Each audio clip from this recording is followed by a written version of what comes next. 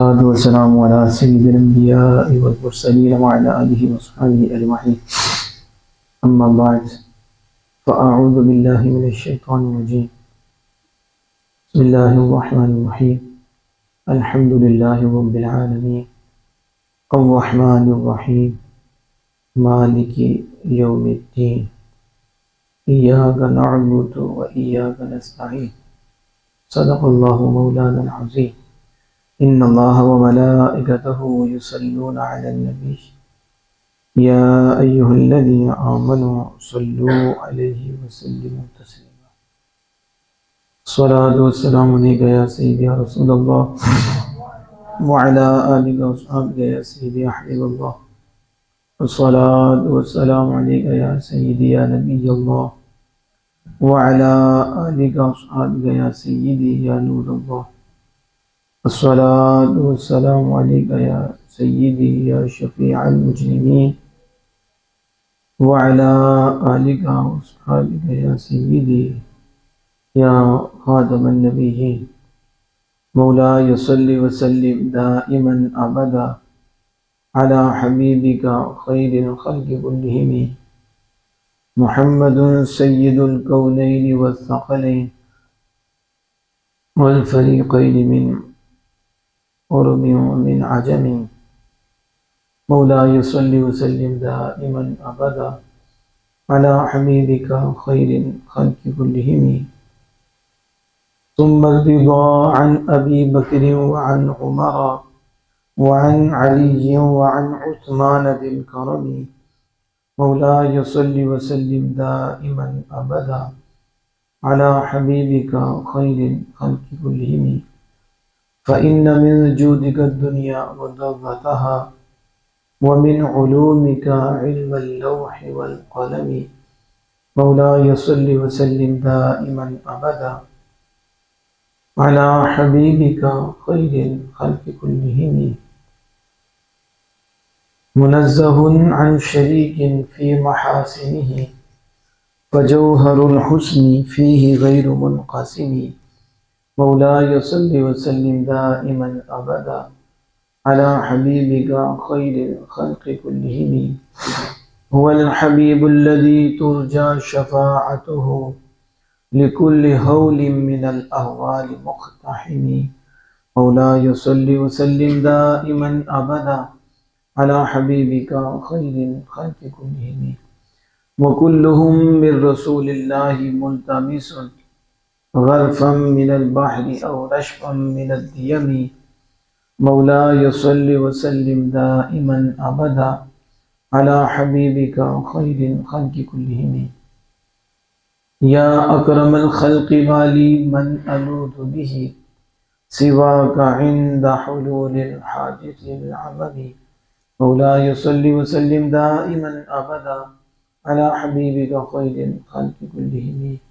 يا رب بالمصطفى بلغ مقاصدنا واغفر لنا ما مضى يا واسع الكرم. مولاي صل وسلم دائما أبدا على حبيبك خير الخلق كلهم. يا صاحب الجمال ويا سيد البشر من وجهك المنير لقد نور القمر. لا يمكن الثناء كما كان حقه بعد خدا بزرگ توئی قصہ مختصر. خالق کائنات مالک کائنات جل وعلا کی حمد و ثنا نبی مکرم فخر دو عالم صلی اللہ تعالی علیہ وسلم کی بارگاہ اقدس میں ہدیہ درود و سلام عرض کرنے کے بعد اللہ جل جلالہ کے فضل و کرم اور اس کی مہربانی سے جمعہ المبارک کے مبارک دن اس کی حضور حاضری کا شرف حاصل ہو رہا ہے. قرآن مجید برہان رشید کی تفسیر کا شرف ہمیں حاصل ہو رہا ہے. اللہ جل وعلا قرآن مجید کے نور سے ہمارے ظاہر ہمارے باطن کو روشن فرمائے اور یہ روشنی ہمیں آگے تقسیم کرنے کی توفیق عطا فرمائے۔ خالق کائنات جل وعلا نے سورہ فاتحہ میں پہلے اپنی تعریف کی تعلیم دی ہے کہ کس طرح میری تعریف کرنی ہے، پھر اس کے بعد مجھ سے مانگنا ہے، تو اس کا طریقہ بھی ہمیں بتلایا ہے۔ الحمدللہ رب العالمین کی مختصر سی تفسیر ہو چکی ہے۔ انشاءاللہ تعالی اب مالک یوم الدین، اگر وقت نے ساتھ دیا تو ایاک نعبد و ایاک نستعین کی بھی مختصر سی تفسیر ہوگی۔ اللہ پاک حق بیان کرنے کی توفیق عطا فرمائے۔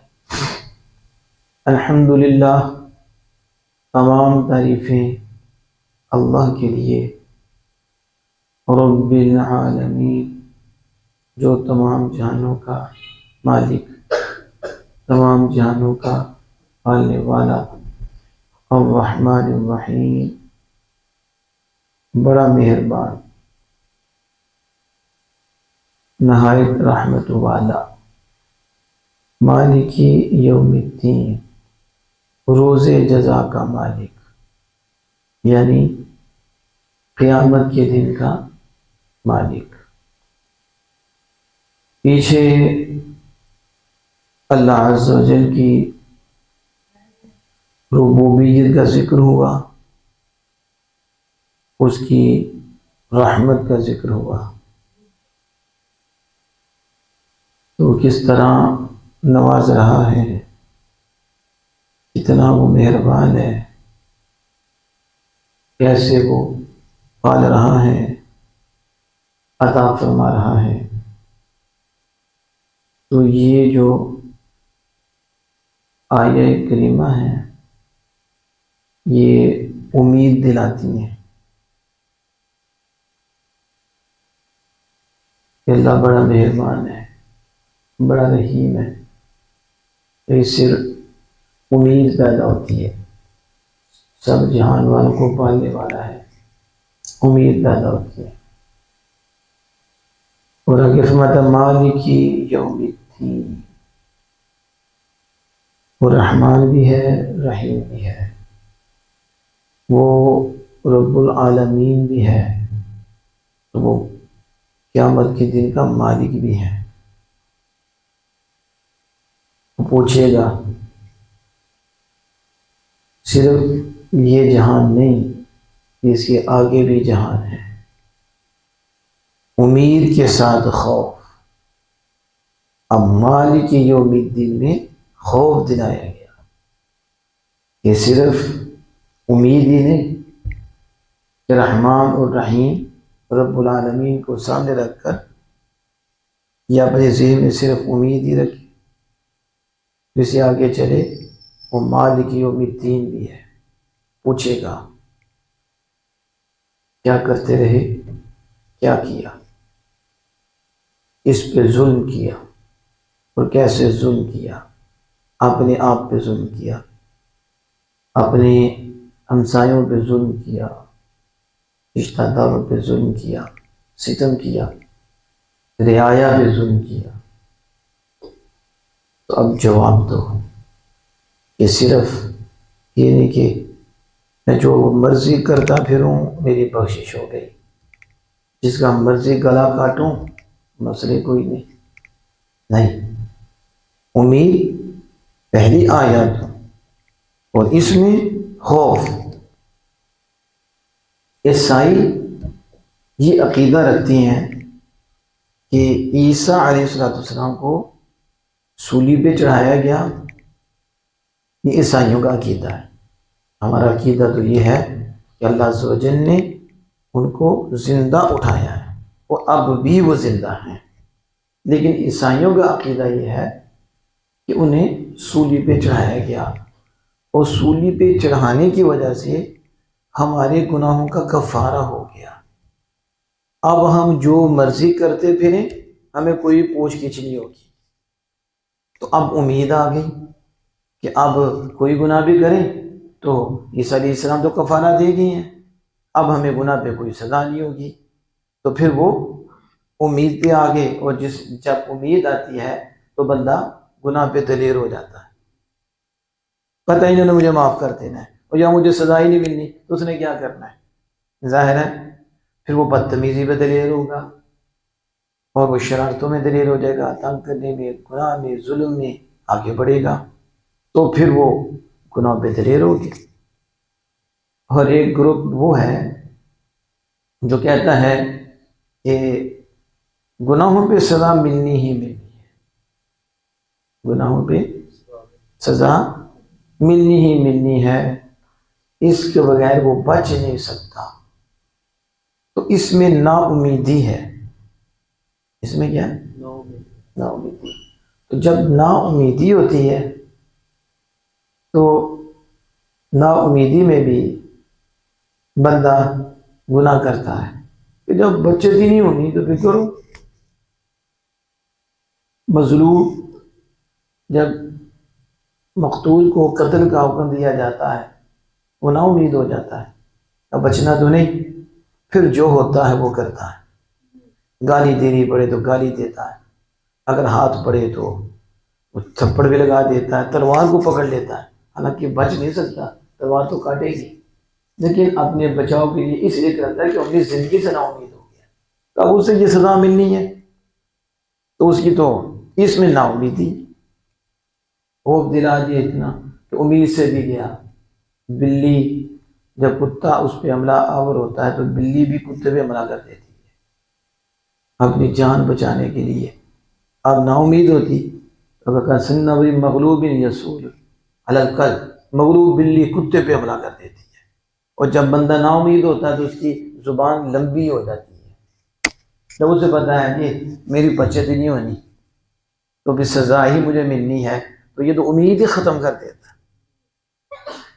جبکہ یہ آیہ کریمہ امید بھی دلاتی ہیں اور خوف بھی دلاتی ہیں۔ امید ہے مالک مہربان ہے، مالک بخشنے والا تیرا پالتا ہے، خوف ہے مالک یوم الدین، یعنی دونوں میں رہنا ہے، عمل بھی کرنا ہے، اطاعت بھی کرنا ہے، بخشش کی امید، اس سے فضل کی امید، اور ساتھ ڈرتے رہنا ہے کہ آگے سزا کا بھی سلسلہ ہے، یہ کیا سزا ملے گی، یہ کیا سزا ملے گی، یہ نقصان ہو جائے گا۔ تو اس لیے اہل سنت و جماعت ان دو میں ہیں، امید بھی اور خوف بھی۔ لا تقنطوا من رحمت اللہ، اللہ کی رحمت سے نا امید نہ ہونا، وہ سب گناہ بخش دیتا ہے، وہ مالک ہے، گرفت کرنے پہ آئے اللہ بابا چھوٹے سے گناہ سے بھی پکڑ لیتا ہے، معاف کرنے پہ آئے تو بڑوں بڑوں کو معاف کر دیتا ہے، مالک ہے۔ یا ایھا الذین اسرفوا لا تقنطوا من رحمت اللہ ان اللہ یغفر الذنوب جمیعا، وہ جمیع گناہ بخش دیتا ہے، وہی بخشنے والا بڑا مہربان ہے، اور وہ قابل التوب بھی ہے، شدید العقاب بھی ہے، توبہ قبول کرنے والا بھی ہے اور سخت پکڑنے والا بھی ہے۔ صرف یہ نہیں کہ غافر الذنب، گناہوں کو بخشنے والا، گناہ کو بخشنے والا بھی، توبہ کو قبول کرنے والا بھی، اور میں سخت پکڑ کرنے والا بھی۔ وَإِذَا بَطَشْتُمْ بَطَشْتُمْ جَبَّارِينَ، دونوں کی امید بھی اور ساتھ خوف بھی۔ تو پہلی آیات میں بڑا مہربان رحمت والا رب العالمین اس میں امید ہے، اور مالکی یوم الدین میں خوف ہے کہ اس نے پوچھنا ہے۔ اب یہاں یہ ذہن میں رکھیں کہ قرآن پاک میں مالک بھی آیا ہے اور قرآن پاک میں ملک بھی آیا ہے، یہ اللہ مالک اللہ ملک، تو دونوں کے الگ الگ مفہوم ہیں۔ مالک اس کو کہتے ہیں جو اپنی مملوکہ چیزوں میں تصرف پر قادر ہو، جو اس کی ملک میں ہیں ان کے ساتھ جو چاہے وہ کرے، کوئی اس کے قبضے سے باہر نہیں، اسے مالک کہتے ہیں۔ اور ملک اس کو کہتے ہیں جو اپنی رعایا میں اپنے احکام کو نافذ کرے، ان کو حکم دے کہ یہ کرنا یہ نہیں کرنا، اس کو نافذ کر دیں ان کے اوپر، تو اسے ملک کہتے ہیں۔ قرآن مجید برہان رشید میں دونوں کا ذکر آیا، قل اللہم مالک الملک تؤتی الملک من تشاء وتعز من تشاء وتذل من تشاء بیدک الخیر انک علی کل شیء قدیر۔ کہہ دو اے اللہ مالک الملک، کہ وہ ملک کا مالک ہے، جسے چاہتا ہے اسے ملک دے دیتا ہے، اور جس سے چاہتا ہے ملک چھین لیتا ہے، جسے چاہتا ہے عزت دیتا ہے، جسے چاہتا ہے ذلت دیتا ہے۔ بھلائی تو تیرے ہاتھ میں ہے، اور ساری بھلائیاں اللہ کے ہاتھ میں ہیں، بے شک اللہ جسے چاہے اس پہ قادر ہے۔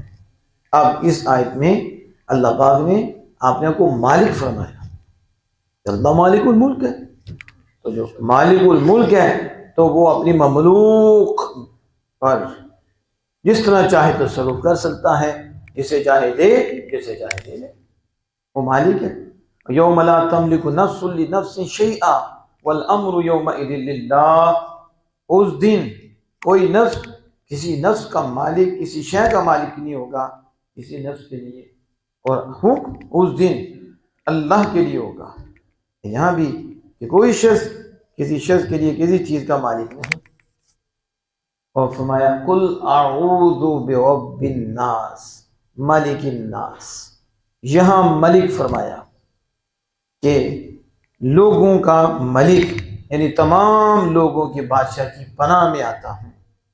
لمن الملک اليوم للہ الواحد القہار، آج کس کی بادشاہی ہے؟ اللہ وحدہ قہار کی بادشاہی ہے۔ الملک یومئذ للہ یحکم بینہم، اس دن صرف اللہ کی بادشاہی ہوگی اور وہی ان کے درمیان فیصلہ فرمائے گا۔ یعنی دونوں ہی، مالک بھی قرآن پاک میں آیا اور ملک بھی قرآن مجید میں آیا۔ اللہ مالک ہے اور اللہ ملک ہے۔ اب ہم دیکھیں کہ روز جزا کا مالک، یہ جو جہاں ہے آپ نے دیکھا ہے کہ ایک ظلم کرتا ہے اور وہ بغیر سزا کے مر جاتا ہے، ظلم کرتا رہتا ہے، اسے سزا نہیں ملتی، اسی طرح مر جاتا ہے۔ اور ایک سہتا رہتا ہے، برداشت کرتا رہتا ہے، اور وہ بغیر جزا کے، بغیر بدلے کے وہ بھی مر جاتا ہے۔ اب ظالم بغیر سزا کے مر گیا اور مظلوم بغیر جزا کے مر گیا۔ تو اب اگر ظالم کو سزا نہ ملے اس کے کیے کی، اور مظلوم کو جزا نہ ملے، تو یہ تو حکمت الہیہ کی خلاف ہے۔ اس لیے اللہ کی حکمت کا تقاضا کہ اس جہاں کے بعد بھی ایک جہاں ہو، اور اس عالم کے بعد بھی ایک عالم ہو، جو یہاں ظلم کریں، جو یہاں ستم کریں، جو جہاں نافرمانیاں کریں، جہاں حدود کو تجاوز کریں، اس جہاں کے ختم ہونے کے بعد اور ان کے ختم ہونے کے بعد پھر ایک جہاں ہو جہاں انہیں کھڑا کر کے سوالات کے بعد ان کو سزا دی جائے، اور وہ مظلوم جو سہتا رہا، تکلیف برداشت کرتا رہا، اس کے ختم ہو جانے کے بعد، اس دنیا کو ختم کر جانے کے بعد ایک جہاں ہو جہاں اس کو اجر و ثواب کی دولت دی جائے، جہاں اسے جزا دی جائے۔ تو اس لیے اللہ جل وعلا نے اس جہان کے بعد بھی ایک جہان رکھا۔ اب جس کے ذہن میں وہ جہان رہتا ہے اور جس کے خون کے قطرے میں اس جہاں کا سمجھے کہ وہ جہاں چلتا ہے اور اس کی پوری سوچ میں وہ جہان رہتا ہے کہ ختم نہیں ہونا، مر جانے کے بعد اصل زندگی شروع ہونی ہے، پھر پوچھ گچھ کا سلسلہ ہے، پھر سزا کا بھی سلسلہ ہے، اللہ کے حضور کھڑے ہونا بھی ہے، اللہ کی نعمتوں کا جواب بھی دینا ہے۔ یہ نہیں ہے کہ بس ہڑپ کر لیا اور ظلم کر لیا، فرعون بن گئے، نمرود بن گئے، شداد بن گئے، پتہ نہیں کیسے کیسے ابو جہل بن گئے، تو بس سمجھا کہ اب کچھ نہیں نا۔ جس سے وہ سوچ نصیب ہوتی ہے وہ کیسے ابو جہل بنے گا، کیسے وہ فرعون بنے گا، اس کی گردن ہی نہیں اٹھے گی۔ اسے پتا ہے کہ مرنے کے بعد اصل زندگی شروع ہونی ہے اور مرنے کے بعد تو پوچھا جانا ہے۔ یہ تو کچھ گھڑیاں ہماری جو ہم نے آزمائش میں گزارنی ہے اور جو ہم نے امتحان میں گزارنی ہے، اس کے بعد تو جزا و سزا کا سلسلہ شروع ہونا ہے، اور پھر واپس تو آنا ہی نہیں، اور پھر موقع بھی نہیں ملنا کہ میں کوئی عمل کر لوں ایسا کہ جس کی مجھے جزا اب ملے، وہ تو ملنے ہی نہیں۔ حقوق العباد اپنے سامنے حقوق اللہ ہیں۔ اس لیے یہ جو مالک یوم الدین ہے نا، اس کا تصور اگر پختہ ہو جائے، جیسے ہمارے یہاں ہوتا ہے کہ ہمیں پتہ ہے کہ یہ سزا ملنی ہے، تو دیکھو ہم کس طرح الرٹ ہوتے ہیں، پتہ ہمیں سزا ملے گی۔ میری حکومت کی طرف سے جو پابندیاں ہیں اور پکا پتہ ہو کہ 2 نمبری نہیں چلنی، سزا ملنی ہے، تو یہ اس کے مطابق عمل کرتے ہیں، ڈرتے ہیں ہم، پیسے جائیں گے، جیل میں بند کر دیں گے، یہ خوف ہے۔ انہیں پتہ ہے آگے سزا ملنی ہے تو پھر یہ عمل کریں گے، فکر ہے نا۔ تو جو رب نے جہان بنایا ادھر تو بھئی یہ سلسلہ، یہاں تو ہے نا پیسہ لگ جائے گا، میں کافر سونا بر بھی زمین سونا بر بھی ایمان کے بدلے دیں، وہ نہیں چلے گا، ہمیشہ جہنم میں رہیں گے، ہمیشہ جلیں گے، کبھی بھی جنت کی خوشبو بھی نہیں سونگھ پائیں گے۔ یہ بڑے ظالم ہیں، کافی سے بڑا ظالم تو کوئی نہیں۔ یہ پھر کی کیٹاگری ہے، عیسائی بڑا ظالم ہے کیونکہ کافر ہے، یہودی بڑا ظالم ہے کیونکہ یہ کافر ہے، اس سے اوپر مرزئی ہندو مشرک ہے، عیسائی سے بھی بڑا کافر ہے، اور مرزئی اس سے بھی بڑا لعنتی ہے، مرتد ہے، یہ بڑا کافر ہے۔ اسی طرح اسلام کی چھتری میں آ کر اللہ اس کے رسول کی بے ادبیاں کرنے والے مرتدین، یہ بڑے کافر ہیں، ان کی سزائیں بھی سخت ہیں، انہیں معافی نہیں مل سکتی، معافی مومنین کے لیے ہے۔ وہ مالک ہے، چاہے سزا دے چاہے بغیر سزا کے، لیکن شرط یہ ہے کہ دل میں اللہ اس کے رسول کی محبت لے کر جائے، اس کے دل میں محبت ہو، ایمان لایا ہو، اہل انبیاء کی امتیں ایمان لائی ہوں تو بخشش ان کی ہو جائے گی۔ لیکن یہ نہیں ہے کہ یہ تصور بنا لے کہ میں جو مرضی کرتا پھروں تو آگے کچھ بھی نہیں ہونا، جاتے ہوئے بخشش ہو جانی ہے، مغفرت ہو جانی ہے۔ یہ قرآن کے بھی خلاف ہے، حدیث کے بھی خلاف ہے۔ قبر میں سزاؤں کے سلسلے خود رسول اللہ صلی اللہ علیہ وسلم بیان فرمائے کہ قبر میں عذاب خود بیان فرمایا۔ لیکن دکھ یہ ہوتا ہے کہ میں اور آپ جس دور سے گزرے ہیں یہ پر فتن دور ہے، اور اس میں جہالت بھی عروج بھی ہے، اور جہالا بھی بڑے ہیں۔ یہ نہیں کہ عالم لکھ دینے سے وہ بندہ عالم ہوتا ہے۔ لوگوں نے عالم بنائے ہوئے ہیں، لوگوں نے صوفی بنائے ہوئے ہیں، لوگوں نے پیر بنائے ہوئے ہیں۔ بنانے والے کون ہیں؟ لوگ۔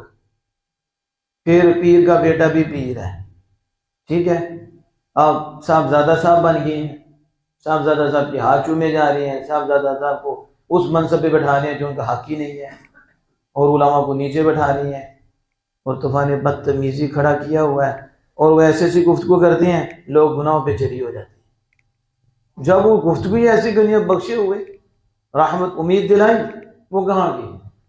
انہوں آگے ایک گلا کاٹتے تھے، اب دو اور کاٹیں گے، وہ تو گناہ پہ چری ہوئے نا۔ اور یہ آج کی بیماری نہیں ہے، امام غزالی رحمۃ اللہ علیہ نے اپنے دور میں اس بیماری کا ذکر کیا، اور اس وقت بھی گویوں کا ذکر کیا۔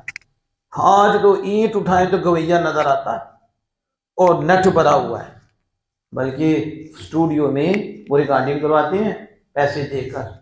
ماں کی شان بیان کر دی تو لوگ تو ظاہر ہے ماں سے بیان کرتے ہیں، تربیت ہے۔ ایک واقعہ ان کا یاد کر لیا، کہیں کدو کا واقعہ یاد کر لیا اور ساتھ سر لگائی تو پھر بکنگ ہوتی ہے، فلاں جگہ کتنے، یہ 40,000 دے گی، تو سنانا کیا ہے؟ وہی ایک واقعہ رٹا ہوا، دو چار رٹ لیے اور جیبیاں بھر رہی ہیں۔ وہ کدھر امت کو لے کے جائیں؟ اس لیے تو لوگ نمازی نہیں بنتے، اس لیے تو یہ لوگ ایک دوسرے کے گلے کاٹتے ہیں۔ انہیں کو آخرت کی فکر دلائی جائے، انہیں پتا چلے وہ مرنا ہے، کتنی دیر تم نے زندہ رہنا ہے تمہیں نہیں پتا۔ وہ کافر ہو، حالانکہ کافروں میں بھی ایسے کافر تھے اور ہیں جن کا کچھ تصور تو ہے کہ مرنے کے بعد ایک جہان ہے۔ وہ تو نہیں، عیسائیوں کا بھی ہے، یہودیوں کا بھی ہے، بالکل تو وہ انکار نہیں کرتے یہودی عیسائی، ہاں مشرک وہ دوسرے، لیکن ان کا بھی ہے۔ اور امام غزالی فرماتے ہیں اس وقت ایسے واقعات جس سے لوگوں کو امید دلائی کہ لوگ گناہ پہ جری ہوئے، اور خوف کی بات ہی نہیں۔ ہمارے ہاں بھی آج ایسا ہے، جب فکر آخرت دلائی جاتی ہے اور رب کے خوف کی بات کی جاتی ہے اور بتایا جاتا ہے کہ جو تم دو نمبری کر رہے ہو آگے پوچھا جائے گا، یہ جو ظلم و ستم کر رہے ہو آگے پوچھا جائے گا، یہ گلے کاٹ رہے ہو آگے پوچھا جائے گا، رعایا سے لے کے نیچے تک، ماں باپ بھائی بہن، کوئی بھی ایک نہیں مستثنا۔ جتنا کسی کے پاس وہ تسلط ہوگا، جتنا کسی کا مالک ہوگا، اتنے کا تو جواب، امیر کو زیادہ جواب دینا پڑے گا، اور ایک شہر کا مالک بنا اسے زیادہ جواب دینا پڑے گا۔ گھر کے ماں باپ میں باپ کو پوچھا جائے گا، اپنے اولاد کے بارے میں پوچھا جائے گا، اور یہ قرآن کا فیصلہ ہے۔ وَكُلُّكُمْ رَاعٍ مَسْئُولٌ، میرے آقا جہاں صلی اللہ علیہ وسلم، تم میں سے ہر ایک سے پوچھا جائے گا، ہر ایک سے پوچھا، اور رعیتی ہی، اس کی رعیت کے، صرف حاکم کو نہیں، حاکم سے نیچے بھی، اس طرح باپ ہے اسے بھی پوچھا جائے گا، استاد ہے اس سے بھی پوچھا جائے گا، طلباء کے ساتھ کیا کرتا رہا، اسی طرح جو جس کا مالک ہے اس کے نیچے جتنے بھی متاحت ہے اسے پوچھا جائے گا۔ یہ نہیں ہے کھلی چھوٹ ہے، یا ایھا الذین آمنوا قوا انفسکم واہلیکم نارا، اے ایمان والو اپنے آپ کو بچاؤ اور اپنے گھر والوں کو بچاؤ۔ ابا جی صرف اپنے آپ کو نہیں، اولاد کو بھی، وگرنہ باپ کو پوچھا جائے گا، ہاں بچوں کی کیوں نہیں تربیت کی، کیوں نہیں بچایا ان کو، جبکہ رب کا آرڈر ہے قوا انفسکم واہلیکم نارا، اپنے آپ کو بھی بچاؤ اور اپنے گھر والوں کو بچاؤ اس آگ سے جس کا ایندھن آدمی اور پتھر ہے۔ وہ تو آگ بھی آدمیوں سے تیز کی جائے گی اور پتھروں سے تیز کی جائے گی، یہ آخرت کا تصور ہے۔ لیکن امام غزالی فرماتے ہیں ہمارے دور میں رحمت دلانا شروع کی اور یہ لے گیا۔ اس وقت تو یہ نیٹ نہیں تھا نا، اس وقت تو ویو کا چکر تو اتنا نہیں تھا نا جتنا اب ویو اور لائک کا چکر ہے۔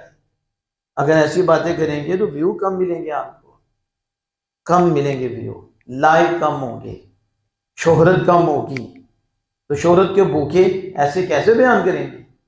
انہیں پتا ہماری دکانداری بند ہو جائے گی، ہمارے جو پیسے آنے والے ہیں وہ سسٹم کم ہو جائے گا، ٹک ٹاک پہ جو پیسہ ملتا ہے وہ کہاں جائے گا، یوٹیوب سے جو آ رہا ہے وہ کہاں جائے گا۔